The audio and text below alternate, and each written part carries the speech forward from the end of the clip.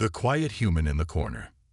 The observation deck of Galactic Defense Station Epsilon hummed with nervous energy as representatives from 12 different species gathered around the massive holographic display. At the center of the room, the three-dimensional tactical map showed a terrifying sight. Thousands of red markers representing the approaching Zephyrian fleet, their origins unknown, their intentions clearly hostile.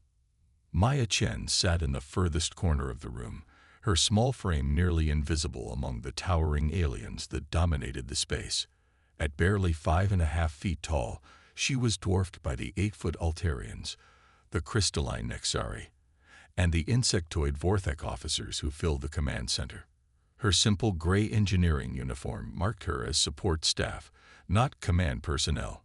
Most of the assembled officers had forgotten she was even there. But Maya was watching everything. Her dark brown eyes tracked every movement on the tactical display, cataloging formations, analyzing approach vectors, and identifying patterns that the others seemed to miss. She had been assigned to this station 3 months ago as part of the Human Integration Program, a diplomatic initiative designed to help humanity find its place among the established galactic powers. Everyone assumed she was just another eager young human, grateful for the opportunity to observe real military operations. They had no idea what kind of world had forged her. The Zephyrian crisis unfolds. Commander Thexari, a dignified Altarian with silver scales and penetrating blue eyes, gestured toward the holographic display with one of his 4 arms.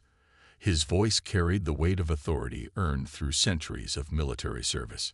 Intelligence reports indicate the Zephyrian fleet will reach the Kepler system within 72 standard hours, he announced to the assembled tactical team.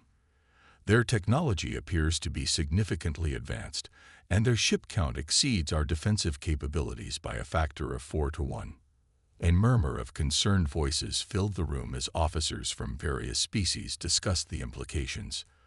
The Kepler system housed 17 colonial worlds, home to over 2 billion sentient beings from dozens of different species. It was one of the most diverse and prosperous regions in the outer spiral arm. Captain Zexthal, a Nexari whose crystalline body reflected the hologram's light in brilliant patterns, stepped forward. Our preliminary engagement simulations show catastrophic losses, Commander. Even with our most aggressive tactics, projected casualty rates exceed 60% of our defensive fleet. Maya shifted slightly in her corner seat, her attention focusing on the simulation data streaming across her personal tablet. The numbers told a story that the others weren't seeing. The Zephyrian fleet moved with a precision that suggested advanced tactical AI, but their formations followed predictable geometric patterns. There was an underlying mathematical structure to their approach that human eyes, evolved for pattern recognition on a chaotic death world, could identify. But she remained silent. Maya had learned long ago that speaking up too early only resulted in being dismissed or ignored. The mining colony background. Maya's fingers unconsciously traced the small scar on her left wrist as she continued observing the tactical discussions. That scar was a reminder of her childhood on Kepler 442 bits, one of the harshest mining colonies in human space. The planet's surface was a nightmare of toxic storms, unstable geology, and predatory native life forms that had killed more colonists than the mining operations ever saved. On Kepler 442 bits, pattern recognition wasn't an academic exercise. It was survival.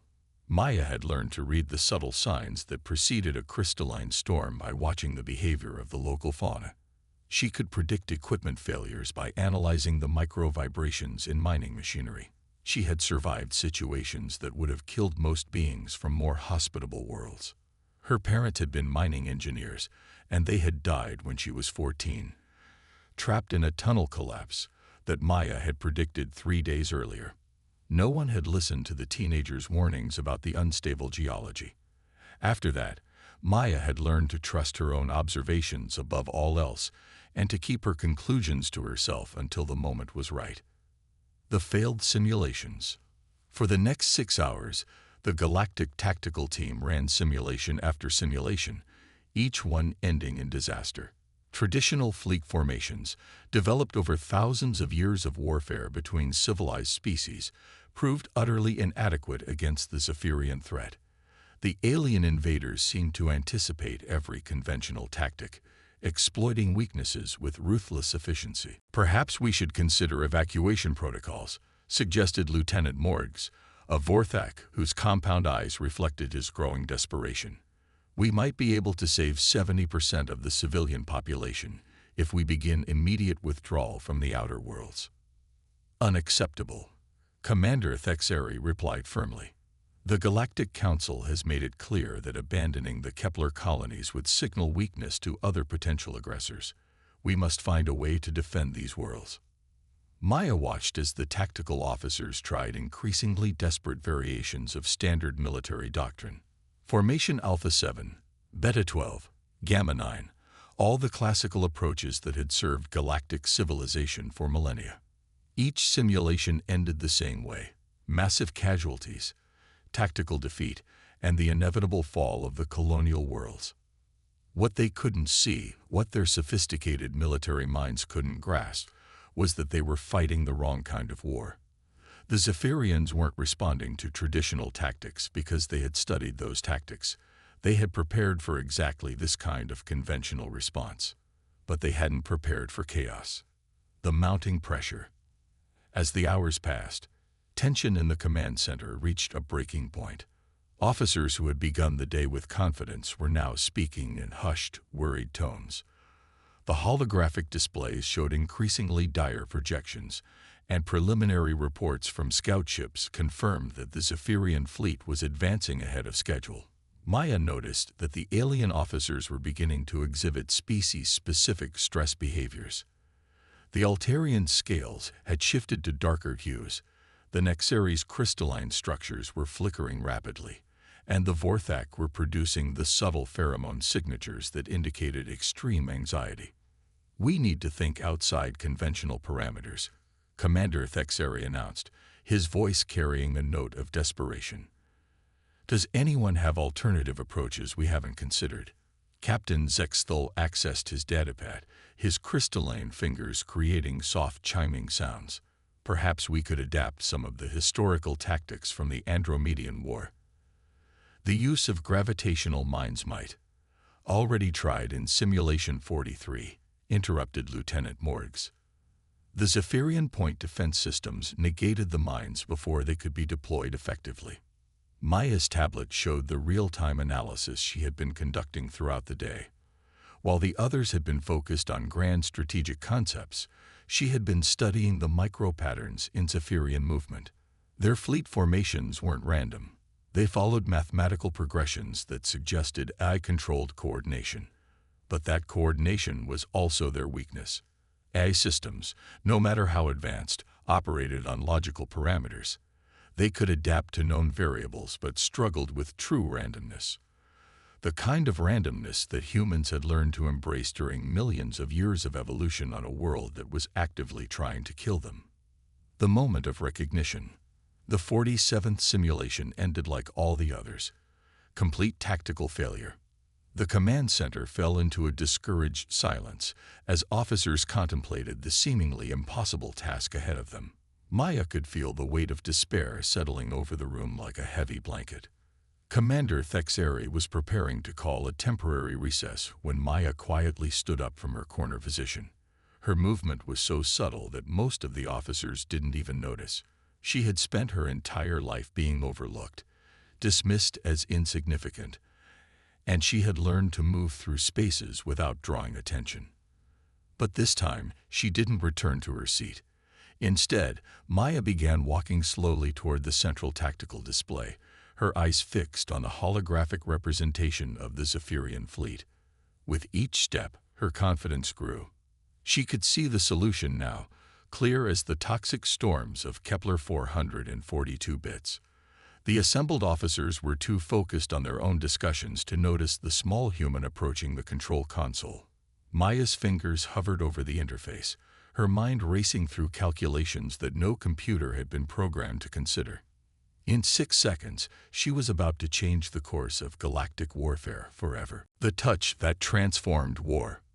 Maya's fingers moved across the tactical interface with a precision that defied explanation. In the first second, she scattered the primary fleet formation, breaking the symmetrical patterns that the Galactic military had used for thousands of years. In the second second, she introduced random vectors that followed no logical sequence. By the third second, she had repositioned the support vessels in clusters that violated every principle of defensive spacing. The alien officers remained focused on their debate about gravitational mines and hyperspace interdiction fields, completely unaware that their tactical display was being rewritten by a human engineer they had barely acknowledged. Maya's movements were so fluid, so natural, that her intervention seemed like a normal part of the simulation reset process. In the fourth second, she introduced what military academies would later call intentional chaos. Deliberate imperfections in formation alignment that would confuse eye-targeting systems. The fifth second saw her creating false pattern signatures that would lead enemy calculations astray. By the sixth second, Maya had implemented a tactical approach that no galactic species had ever conceived. Then she stepped back, returning to her position so quietly that most of the officers never realized she had moved. The silence of disbelief. "Initiating Simulation 48, announced Lieutenant Morgs, his compound eyes still focused on his console readings. The holographic display activated, and immediately every officer in the command center noticed something was different. Their fleet moved like nothing they had ever seen before. Ships advanced in seemingly random patterns, creating gaps that appeared to be tactical errors, but somehow avoided enemy fire with impossible precision. The traditional geometric formations had been replaced by something that looked almost organic, like a school of fish responding to an unseen predator. The Zephyrian fleet, programmed to exploit conventional tactics, found itself facing an opponent that defied every strategic algorithm. Their targeting systems struggled to lock onto vessels that moved in unpredictable patterns. Their formation attacks struck empty space where logic said enemy ships should have been. Within minutes, the simulation concluded with results that seemed impossible. Galactic casualties, 8%. Zephyrian casualties, 74%. Complete tactical victory. Commander Thexeri stared at the holographic display, his silver scales shifting through colors that indicated profound confusion. "Run the simulation again," he ordered, his voice barely above a whisper. The same results. Perfect victory through perfect chaos. The revelation moment. Captain Zexthal's crystalline structure was flickering so rapidly it created a strobe effect in the dimmed command center. These formation parameters, they don't exist in any tactical database. "Lieutenant Morgs, did you input these modifications?" The Vorthic officer's antennae twitched in negative response. "No, Captain. I initiated standard reset protocols. These patterns are completely unknown to me." Commander Thexeri slowly turned to survey the entire command center, his four eyes scanning each officer in turn. His gaze lingered on Maya, who sat quietly in her corner with the same neutral expression she had maintained throughout the entire day. "Human," he said, his voice carrying a new tone of respect that hadn't been there before. "Did you modify our tactical display?" Maya stood up, her small frame seeming to fill more space than it had minutes earlier. "Yes, Commander." The single word sent a ripple of shock through the assembled officers. Species that had developed interstellar flight, while humans were still learning to make fire, suddenly found themselves confronting the possibility that they had fundamentally misunderstood warfare. The explanation that changed everything. "How?" Captain Zextal asked, his chiming voice filled with genuine curiosity rather than condescension. "Our most advanced tactical computers require hours to develop such comprehensive battle plans. You accomplished this in mere seconds." Maya walked slowly toward the central display, her confidence growing with each step. "Your computers are designed to find optimal solutions based on logical parameters. But you're not fighting the logical enemy." She gestured toward the holographic representation of the Zephyrian fleet. "Their formations follow mathematical progressions. Their AI systems predict your moves based on established tactical doctrine. They've studied galactic warfare for centuries, learning to counter every conventional approach. Commander Thexeri's scales shifted to a deep blue shade that indicated intense concentration. "And your solution?" "Chaos," Maya replied simply. "On Earth, my species evolved on a world that was constantly trying to kill us. We learned that survival often meant abandoning logic in favor of unpredictability. We developed the ability to make decisions that couldn't be calculated or predicted." She pointed to specific formations on the display. "These movement patterns are based on hunting behaviors from Earth's oceans, predator fish that survived by confusing larger, more powerful enemies. The spacing follows mathematical sequences that appear random but actually create overlapping fields of fire that AI systems can't predict." The human advantage. Lieutenant Morgs leaned forward, his compound eyes focusing intently on Maya. "But how did you recognize the patterns in the Zephyrian fleet so quickly?" "Our analysis teams have been studying their formations for weeks." Maya's expression grew distant, as if she were remembering something from long ago. "I was raised on Kepler 442 bits, one of the harshest mining colonies in human space. The planet's weather patterns were completely chaotic. Toxic storms that could appear without warning. Geological instabilities that followed no predictable sequence." She paused, her fingers unconsciously tracing the scar on her wrist. "I learned to read the signs that others missed. Tiny behavioral changes in the local wildlife that indicated an approaching storm. Micro vibrations in mining equipment that predicted system failures. Pattern recognition became a survival skill." Commander Thexeri was silent for a long moment, processing the implications of what he was hearing. "You're saying that human evolution on a dangerous world gave your species tactical advantages that our civilized societies never developed?" "Exactly," Maya replied. "Your species evolved on worlds where cooperation and logical thinking were the keys to survival. Humans evolved on a world where chaos and unpredictability were often the only ways to stay alive." The implementation. Over the next 18 hours, Maya worked closely with the Galactic Tactical Team to implement her chaotic warfare principles across the entire defensive fleet. She taught them concepts that had no equivalent in their military academies: controlled randomness, intentional inefficiency, and strategic unpredictability. The alien officers struggled at first to understand tactics that violated everything they had learned about warfare. Captain Zexthol's crystalline structure dimmed with confusion as Maya explained why creating apparent weaknesses in their formations would actually make them stronger. "It goes against every instinct," he admitted. "How can disorder create order?" "It doesn't create order," Maya replied patiently. "It creates something better than order. It creates adaptability. When your enemy can't predict your next move, their superior numbers become irrelevant." Lieutenant Morgs proved to be the quickest to grasp the concepts, his compound eyes adapting to track the seemingly random patterns that Maya was teaching them. "It's like watching a completely new form of mathematics," he observed. "Chaos with purpose." The Battle of Kepler Prime. When the Zephyrian fleet arrived at the edge of the Kepler system, they encountered a defensive formation unlike anything in their extensive tactical databases.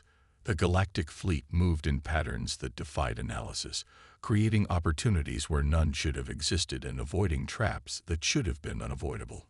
Maya watched from the command center as her chaotic tactics unfolded in real combat. The Zephyrian AI systems struggled to adapt to human unpredictability, their targeting solutions constantly rendered obsolete by ships that refused to behave according to logical parameters. The battle lasted 4 hours and ended in complete victory for the Galactic forces. The Zephyrian fleet, accustomed to defeating opponents through superior technology and logical superiority, found themselves outmaneuvered by tactics that embraced controlled chaos. The legend begins. In the aftermath of the battle, Maya Chen became the first human to be awarded the Galactic Cross of Strategic Excellence. More importantly, she had fundamentally changed how every species in the galaxy thought about warfare and human capabilities. Military academies throughout galactic space began incorporating human chaos theory into their tactical curricula. What had once been dismissed as primitive unpredictability was now recognized as an advanced form of strategic thinking that complemented logical approaches. Maya returned to her quiet corner of the observation deck, but she was no longer invisible. Officers from dozens of species sought her advice, and her insights shaped military doctrine for generations to come. The small human from the mining colonies of Kepler 442 bits had proven that sometimes the greatest strength comes not from following the rules, but from knowing when to break them completely. Years later, when military historians wrote about the Battle of Kepler Prime, they would focus on the tactical innovations and strategic brilliance that had saved 17 worlds. But Maya Chen would always remember it as the moment when 6 seconds of pattern recognition changed the course of galactic history. The girl who had learned to read chaos had taught the galaxy that sometimes the most sophisticated answer to an impossible problem is beautifully, unpredictably simple.